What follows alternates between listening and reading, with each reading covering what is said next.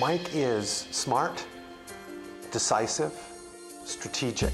He's a competitive fellow that likes to win. He has a sense of purpose. Incredible communicator. One of the best listeners I've ever met in my life. He's got this way of drawing people into a conversation. No one is more loyal and more honorable. Mike's got a huge heart. And he's got integrity, he's a man of his word. The greatest leaders are those who inspire the people who they lead. Mike has been so successful at every step of his career. Mike is looked upon as a true industry leader. You could really depend on him. Mike is about so much more than just Mike.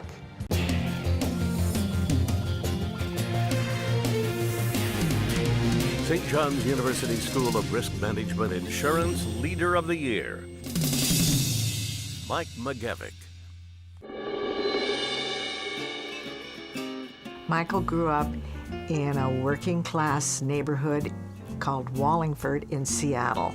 It was a sweet, innocent place. Mike's dad is one of the most brilliant and well-read men I've ever met.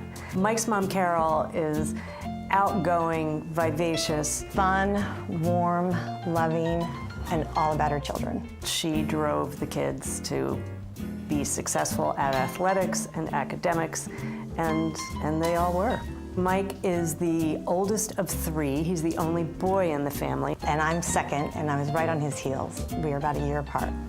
And 7 years later, we had Megan. Michael's father decided to run for the legislature, and Michael was very enthusiastic, even though he was only 6 years old. Mike worked with him and campaigned for him and, went door to door as a little kid. Michael was a good student and well-liked. At his junior high, he was voted most inspirational, most likely to succeed, and the best athlete. He was really focused on his running career. He was a superb long-distance runner. He went to high school, which is Seattle Prep, and for college, he went to the University of Washington.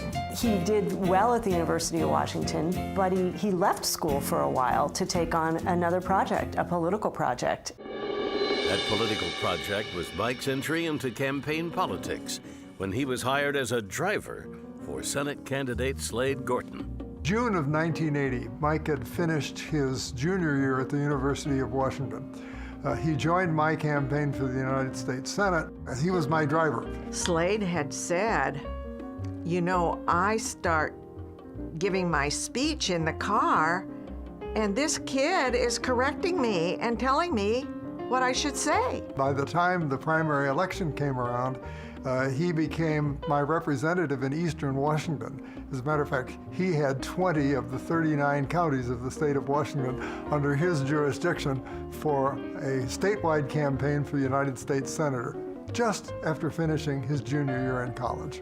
The next thing you know, Slade Gorton won. He unseated the senior senator, Warren G. Magnuson, and Michael was offered a job on Slade's staff.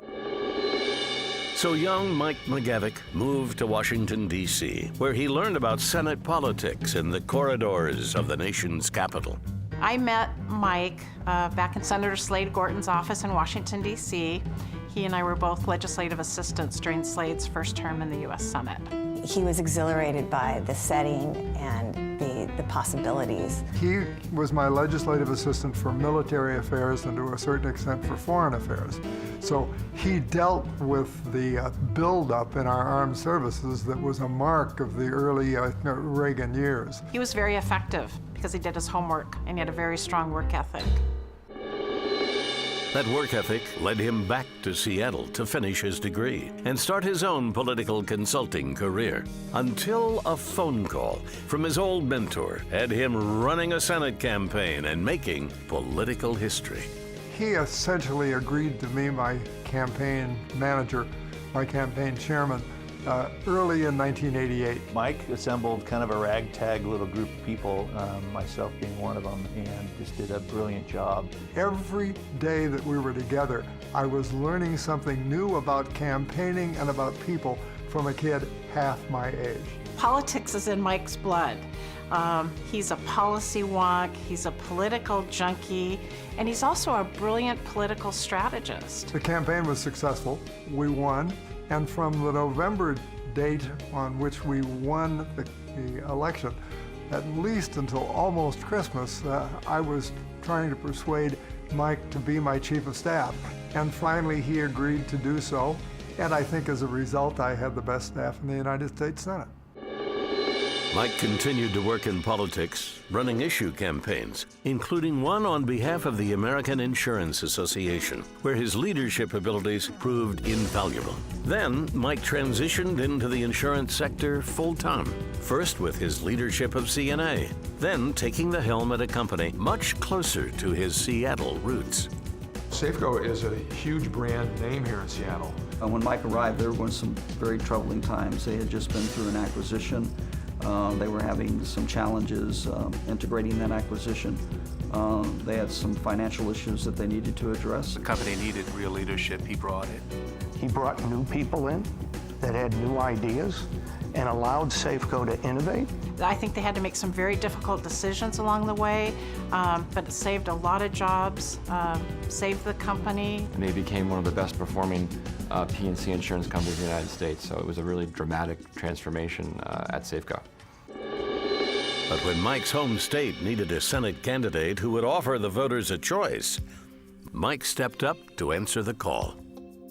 I think Mike's decision to run for Senate was a deeply personal one for Mike and Galen, and I think it's really connected to Mike's desire to serve. We always knew that he was going to find a way to give back through public policy and public service, and the Senate race was a way to attempt to do that. He felt he was trained and vetted and ready to be a senator. The year and the circumstances in the United States and here in the state of Washington were just way too difficult for Republican candidates. It took a ton of courage and faith and belief in your own ideas and the power of those ideas that make change. He would have been a valuable asset in the Senate, and we all knew that. After the election, Mike's skills were once again needed in the industry he loved. So he took the lead at XL Insurance at a challenging time in the company's history. When Mike came into XL, there were some challenges with the company from a financial perspective, and he began to tackle those and wrestle those to the ground. And then shortly thereafter, on the heels of that, we had the global financial crisis, which had its impact as well. We were in a difficult time in the financial markets, and we had a lot of our own issues that required a solution that blended business with government, with regulatory, and with capital markets. He had to rally troops who were getting more and more frightened, a business that was getting deeper and deeper into trouble, negotiations with insurance commissioners that were essential if we were going to stay alive. At the end of 2008, December of 2008, we came within 3 or 4 days, I think, of declaring bankruptcy. So Mike was simply crucial. It was far more than I think he had contracted for, but thank God we had him. Well, he immediately made an impact by extricating us from the financial guarantee business, leading a secondary offering and restoring the balance sheet, and that got us over the immediate crisis, and then he went about rebuilding the business itself. We knew we were going to survive, but we needed to be able to convince the rest of the world, and Mike was keenly positioned to be able to navigate the business world and the government world, regulatory particularly in insurance, to find a solution to get us through. He took a company that had a wonderful DNA and pedigree and managed to honor that pedigree and history, and at the same time grab it by the scruff of the neck and give it a kick in the ass. We're very excited about the next chapter. Mike's brought us this far, and we're looking forward to the rest of the book. We need to have individual leaders that can speak out on the importance of the industry remaining relevant, on the importance of the industry meeting policyholder and consumer needs, and Mike McGavick is doing that. Mike, particularly in the world of insurance, is a desperately needed voice to continue to remind the industry that we run the risk of becoming less relevant as an industry if we don't continue to refresh and reinvigorate our products. And I think he's really playing a vital role, whether he's on the board of AIA or chairing the Geneva Association, which is an international advocacy group for the industry. He's got a platform from which he can use his talents and skills in the communication arena, I think, to really promote the industry. He wants everything to be better after he touches it than when he got it. And that is his motivation. It's a great asset for all of us to have someone like Mike who can help us, understand how we can get things done that should be done for the industry. For Mike, giving back is a way of life, and some of his most heartfelt work is on behalf of an organization called Landesa. The mission of Landesa is to empower the world's rural poor. The reality is that the biggest predictor of poverty in the world today is whether somebody owns the land that they till. And that's where Landesa comes in. Landesa helps promote land ownership among people who currently are landless. Mike has made a tremendous impact on the trajectory of Landesa. He has led the board. He has helped us become more insightful and more decisive. He has helped to create opportunity for literally tens of millions of people around the world. So how do you thank someone who has done so much for so many? I thank him for leading a great franchise back to excellence and enhancing the lives of all of our employees and the families attached to Excel.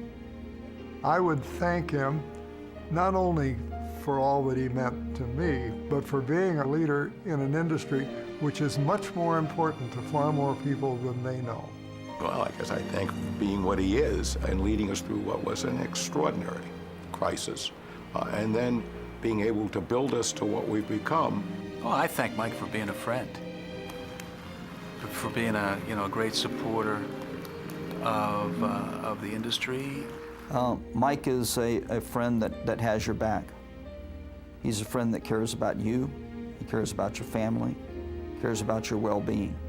Mike's been a customer, I've been a colleague of his now, and a friend, and I just can't thank him enough. He's compassionate, and he is driven to do what's right.